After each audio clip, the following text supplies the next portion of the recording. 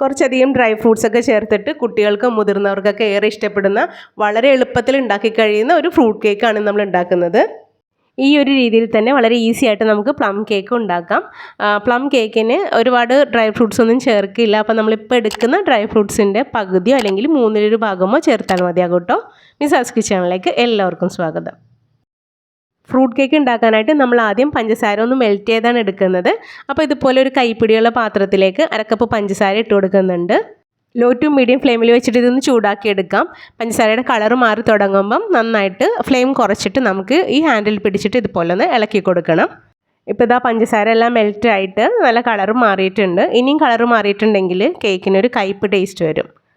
ഇനി ഇതിലേക്ക് ഡ്രൈ ഫ്രൂട്ട്സും മറ്റും ആഡ് ചെയ്യാനുണ്ട്. അപ്പോൾ ഇതൊന്ന് ലൂസാക്കി എടുക്കണേണ്. അപ്പോൾ 1/4 കപ്പ് പച്ചവെള്ളം ഒഴിച്ച് കൊടുത്തിട്ടുണ്ട്.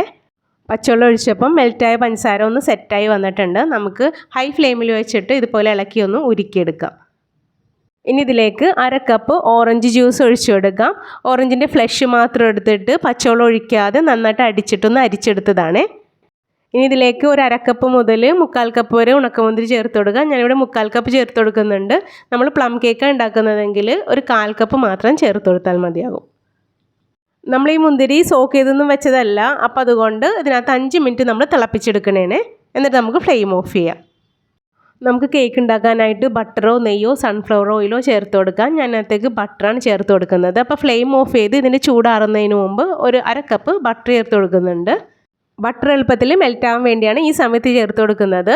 ഓയിലാണെങ്കിൽ നമുക്ക് മൈദ ചേർക്കുന്ന സമയത്ത് ചേർത്താൽ മതിയാകും. ഇതാ ബട്ടർ എളുപ്പത്തിൽ മെൽറ്റ് ആയിട്ടുണ്ട്. ഇനി ഇതിലേക്ക് നമുക്ക് 1/4 കപ്പ് കുരുവെല്ലാം കളഞ്ഞ് നുറുക്കിയ ഈത്തപ്പഴം ചേർത്ത് കൊടുക്കാം. ഇനി ഇതിലേക്ക് ഞാൻ ടൂട്ടി ഫ്രൂട്ടിയാണ് ചേർത്ത് കൊടുക്കുന്നത്. 3 കളറും ചേർത്ത് കൊടുക്കുന്നുണ്ട്. ഇതെല്ലാം നമ്മുടെ കയ്യിലുള്ളതനുസരിച്ച് ചേർത്ത് കൊടുക്കാം. 1 ടീസ്പൂൺ മുതൽ 2 ടേബിൾ സ്പൂൺ വരെ ചേർത്ത് കൊടുക്കാവുന്നതാണ്. ഇനി ഇതിലേക്ക് 1 ടീസ്പൂൺ ഓറഞ്ച് പീല് ചേർത്ത് കൊടുക്കാം. ഞാൻ റെഡിമെയ്ഡ് പീലാണ് ചേർത്ത് കൊടുക്കുന്നത്.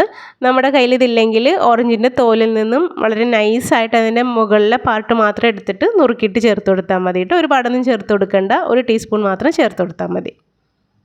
ഇനി ഇതിലേക്ക് 1 ടേബിൾ സ്പൂൺ കിസ്മിസ് ചേർത്ത് കൊടുക്കുന്നുണ്ട്. ഇതും നിങ്ങളുടെ കയ്യിലുള്ളതനുസരിച്ച് ചേർത്ത് കൊടുത്താൽ മതി. ഇനി ഇതിലേക്ക് 1/2 കപ്പ് കാഷ്യൂ നട്ട്സും 1-2 ചെറി നുറുക്കിയതും കൂടെ ചേർത്ത് കൊടുത്തിട്ട് എല്ലാം നന്നായിട്ടൊന്ന് മിക്സ് ചെയ്യാം. ഇനി നമുക്ക് കേക്കിന് വേണ്ടിയുള്ള ബാറ്റർ ഒന്ന് തയ്യാറാക്കണം. അപ്പോൾ ആ സമയം വരെ ഇതൊന്ന് ചൂടാറാനായിട്ട് ഇരിക്കട്ടെ. ഇനി അല്പം ബട്ടറോ ഓയിലോ എടുത്തിട്ട് ഈ കേക്ക് മോൾഡ് ഒന്ന് ഗ്രേസ് ചെയ്തിട്ട് ഇതിലേക്കൊരു ബട്ടർ പേപ്പർ കട്ട് ചെയ്ത് വെച്ച് കൊടുക്കാം. ഞാനിവിടെ ഒരു 6 ഇഞ്ചിൻ്റെ കേക്ക് മോൾഡ് എടുത്തിരിക്കുന്നത്. 7 ഇഞ്ചിൻ്റെ കേക്ക് മോൾഡ് ഉണ്ടെങ്കിൽ അതായിരിക്കും കൂട്ടാ ബെറ്റർ. 6 ഇഞ്ചിൻ്റെ ആകുമ്പം കേക്കിന് അല്പം ഹൈറ്റ് ഉണ്ടാവും, വേകാൻ അല്പം കൂടി ടൈം എടുക്കും. ഇനി മിക്സിയുടെ ഒരു ജാറിലേക്ക് 1/4 കപ്പ് പഞ്ചസാരയും 1 കഷ്ണം പട്ട 3 കട്ട് ചെയ്തതും 1 നട്ട്മഗ് അതായത് ജാതിക്കുരു, 3-4 കറിയാമ്പൂ, 3 ഏലക്ക, 1 കഷ്ണം ചുക്ക് ഇതെല്ലാം ചേർത്തിട്ട് നന്നായിട്ടൊന്ന് പൊടിച്ചെടുക്കാം. എന്നിട്ടിത് മാറ്റി വയ്ക്കാം. നമ്മളെടുത്ത ഡ്രൈ ഫ്രൂട്ട്സിൻ്റെ അളവ് കുറവാണെങ്കിൽ ഈ മസാലകളുടെ അളവും കുറയ്ക്കേണ്ടി വരും. ഇനി ഒരു ബൗളിലേക്ക് 2 കോഴിമുട്ട പൊട്ടിച്ചിട്ട് കൊടുക്കാം. കോഴിമുട്ട ഫ്രിഡ്ജിൽ വെച്ച് തണുത്തതാവരുത് കേട്ടോ, റൂം ടെമ്പറേച്ചറിലുള്ളതായിരിക്കണം. ഒരു ഹാൻഡ് വിസ്ക് വെച്ചിട്ട് ഇത് നന്നായിട്ടൊന്ന് അടിച്ചെടുക്കുന്നുണ്ട്.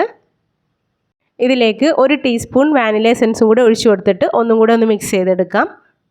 ഇനി ഈ ബൗളിന് മുകളിലേക്ക് ഒരു അരിപ്പ വെച്ച് കൊടുത്തിട്ട് ഇതിലേക്ക് 1 കപ്പ് മൈദ ഇട്ട് കൊടുക്കാം. ഇനി ഇതിലേക്ക് 1 ടീസ്പൂൺ ബേക്കിംഗ് പൗഡർ ചേർത്ത് കൊടുക്കാം. 1/2 ടീസ്പൂൺ ബേക്കിംഗ് സോഡ ചേർത്ത് കൊടുക്കാം. അല്പം ഉപ്പും കൂടെ ചേർത്തിട്ട് നന്നായിട്ട് ഇതെല്ലാം ഒന്ന് അരിച്ചെടുക്കാം. അപ്പോൾ ഫ്രൂട്ട്സ് എത്ര കൂടിയാലും കുറഞ്ഞാലും മൈദയും ബേക്കിംഗ് പൗഡറും ബേക്കിംഗ് സോഡയൊക്കെ ഈ ഒരു അളവിൽ തന്നെ എടുക്കണേ. നമ്മൾ നേരത്തെ പൊടിച്ചെടുത്ത പഞ്ചസാരയും മറ്റു മസാലകളും ഈ സമയത്ത് ഇതിനകത്തേക്ക് ഇട്ടിട്ടൊന്ന് അരിച്ചെടുക്കാവുന്നതാണ്. നന്നായിട്ട് പൊടിഞ്ഞില്ലെങ്കിൽ ഒന്ന് അരിച്ചെടുക്കാവുന്നതാണ്. നമ്മളിതിപ്പോൾ നന്നായിട്ട് പൊടിച്ചെടുത്തത് കൊണ്ട് ഇത് അരിച്ചതിന് ശേഷം മൈദയുടെ മിക്സിലേക്ക് ഇട്ട് കൊടുക്കണം കേട്ടോ. ഇനി ഇതെല്ലാം ആ വിസ്ക് വെച്ചിട്ട് തന്നെ നന്നായിട്ടൊന്ന് മിക്സ് ചെയ്തെടുക്കുന്നുണ്ട്. ഇനി നമ്മൾ ചൂടാറാനായിട്ട് വെച്ച ഡ്രൈ ഫ്രൂട്ട്സും കൂടെ ഈ മിക്സിലേക്ക് ചേർത്ത് കൊടുക്കാം. നമ്മുടെ ഉണക്കമുന്തിരിയെല്ലാം നല്ല സോഫ്റ്റായിട്ട് വന്നിട്ടുണ്ട്. ഇനി ഇതെല്ലാം നമ്മൾ സാധാരണ കേക്കിന് മിക്സ് ചെയ്യുന്നത് പോലെ നന്നായിട്ടൊന്ന് മിക്സ് ചെയ്തെടുക്കാം. ഈ ഒരു ഡിറക്ഷനിൽ തന്നെ അധികം ഇളക്കി മറിക്കാതെ ഒന്ന് മിക്സ് ചെയ്യാനായിട്ട് ശ്രദ്ധിക്കണേ. ഈ മിക്സിലേക്ക് നമുക്ക് വെള്ളമൊന്നും ചേർക്കേണ്ടി വന്നില്ല. നമ്മളെല്ലാം കറക്റ്റ് അളവിലാണ് ചേർത്ത് കൊടുത്തത്. അപ്പോൾ ഈ ഒരു അളവിൽ തന്നെ ചേർക്കാനായിട്ട് ശ്രദ്ധിക്കണം കേട്ടോ. ഇനി ഇത് ഒരു 3-4 തവണ ഇതുപോലെ ഒന്ന് തട്ടി കൊടുക്കാം. ഒരു കുഴിവുള്ള ഒരു പാത്രത്തിനകത്ത് ഗ്രിഡ് പ്ലേറ്റ് വെച്ചിട്ട് 5 മിനിറ്റ് മീഡിയം ഫ്ലെയിമിൽ ചൂടാക്കി വെച്ചിട്ടുണ്ട്. ഇതിലേക്ക് നമ്മൾ ആ കേക്ക് മോൾഡ് എടുത്ത് വയ്ക്കണേണ്.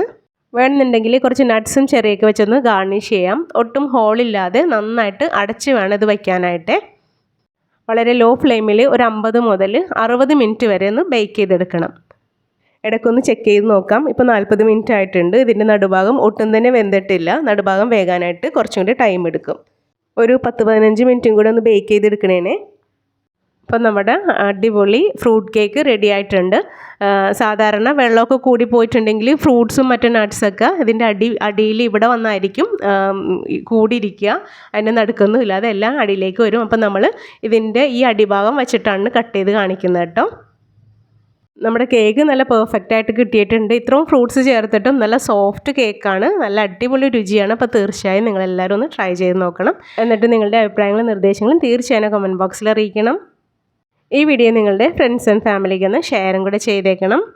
എല്ലാവർക്കും മിസാസ് കിച്ചൻ്റെ ക്രിസ്മസ് ന്യൂ ഇയർ ആശംസകൾ.